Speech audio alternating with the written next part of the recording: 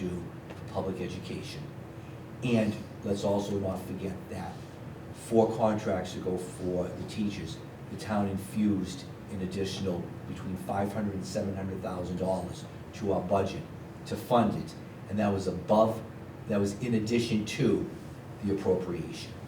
So I'm grateful for that. So that additional 4% appropriation comes to $638,303 to give us a total town appropriation of $16,595,910. At this moment in time, our FY27 total preliminary budget is $20,839,539. We're comfortable at this point using $1.4 million in offsets, which brings our preliminary general fund net offsets to $19,564,843, or a delta of $2.9 million, for an increase of 17% that we still need to close. For the sake of conversation, just going back over a 6-year period, in FY22, our budget, proposed budget at this moment in time was $17.5 million. Today we're at 20.8.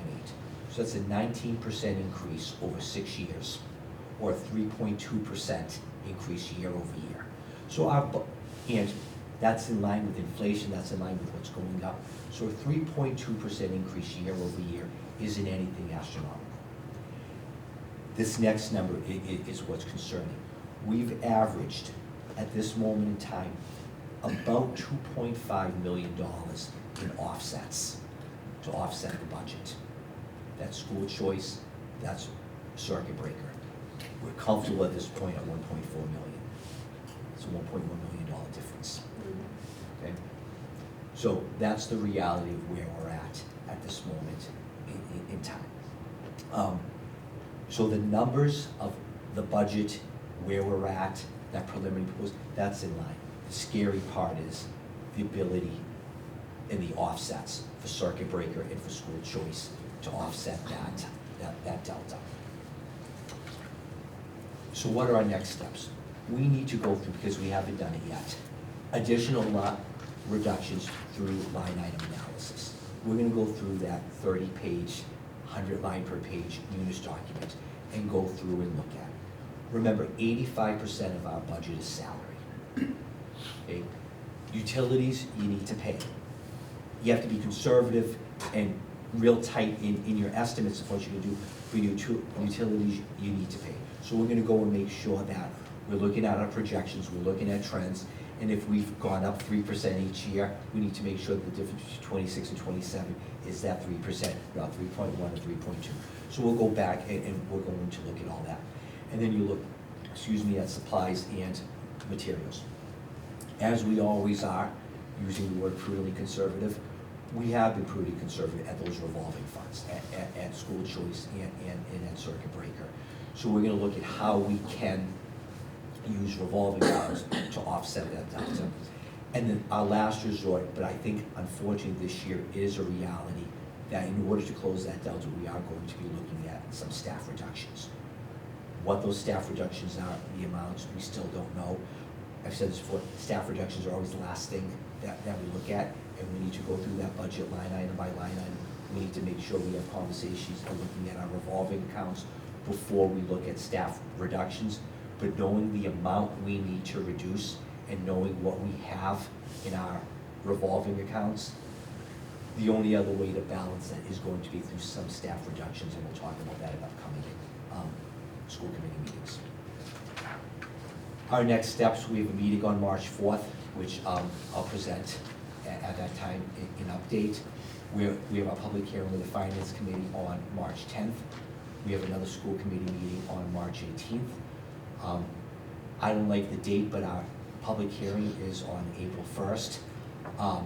And then our annual town meeting is on May 4th. Happy to answer any other questions that the committee might have.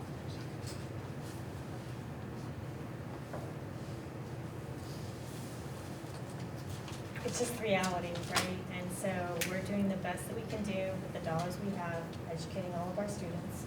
I appreciate you all taking the time. And I'm looking at our principals and our special ed coordinator, our director. You all just taking the time and crunching the numbers, right? And because this is not easy. And, you know, we knew that we were outpacing, the budget has not kept up pace with, you know, and special ed, but it's not just special ed, it's our supplies, our services, right, utilities, has not kept pace with anything, just kind of like our own households, right? It's the reality. So, I look forward to, I know we're on the budget subcommittee, Beth and I, and, you know, some hard decisions are gonna have to be made as we walk through this. But we are relying on the thoughtful process to make sure and scrutinizing everything which Diana is going to do, Ms. Laundrie will do. But this is not an easy budget season. So, thank you all. And that is it for my report for tonight. Thanks so much.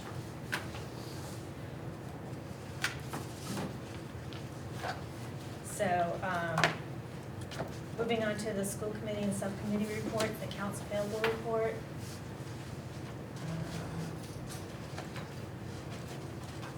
Do you want to do? Want me to do it? Yeah, if you could. On behalf of Rebecca DeMarco, I will read the warrants. She didn't tell me about any irregularities, so we'll talk about that.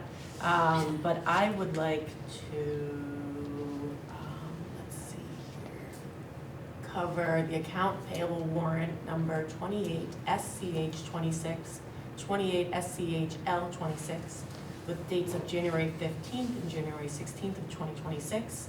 There were 12 batch numbers for a grand total of $137,953.31. And Rebecca signed it, so I know it's good. And then let's see the next one. We got this one. We've got accounts payable for warrants 29 SCH 26, 29 SCH L 26, MS 26-04 with dates January 15th, 22nd, and 23rd of 2026. There were 11 batch numbers for a grand total of $131,513.41. Also signed by my girl Rebecca, and no irregularities. Thank you so much. Moving on to the consent agenda and the review of the January 21st meeting minutes. No one has any issues, I'll be looking for a motion. So moved. Motion made by Beth, seconded by? Julia? Seconded by Julia. All those in favor? Aye. Aye. Anyone opposed? Anyone abstaining? Meg. Meg abstains. Thank you so much. Moving on to the Douglas High School Program of Studies update. My favorite time of the year is as a former principal and assistant principal, is program of studies, updates, and reviews. So, Mr. Ringette, happy to hear what you have. Thank you for having me. Good evening, everybody. Good evening. We don't really have any real subtractions this year, but we do have some additions based off of some things that have kind of come across our table over the last 12 months, right? So first off is the addition of the graduation requirements through mastery and the competency determination. We added an abridged version of the language into the program of studies. The full version is obviously available on our website and soon to be on the DESE website. But just to kind of give everybody that. So that addition was made into our program of studies. Course changes. This one's a small addition and it's geared to kind of give students a chance to give themselves a chance inside classes. And our counseling staff a chance to work with the students that are most needed that help, most deserve that help right at the beginning of the school year. So we're adjusting the add drop timeframe for courses where students have to be in a class for 3 rotations. So I mean, they have to be in that class 3 times before they can come down and say, oh, I need to switch out of this class. So 3 rotations, not 3 times. Well, 3 classes. So Okay. when the class rotates through, that's not 3 weeks, but Okay. three full class periods they have to be in. So we're implementing that, we would like to implement that actually, as one of our baselines. Because what we noticed last year and this year was that all of a sudden, students come in the first day of school and they see their schedules, and it's not about the class anymore, it's about their friends. And they haven't even given a class a chance. And our counseling staff, they're wonderful. They try to work with every student and every family, and they want everything that's best for the kid. But at the same time, sometimes the kid doesn't take that extra second to think about, oh, wait a second. Being with my friends is one thing, I'd love to be with my friends, but, you know, how is going into this class going to help me future, kind of my choices in college? So we would like to kind of add that into our language for adding and dropping.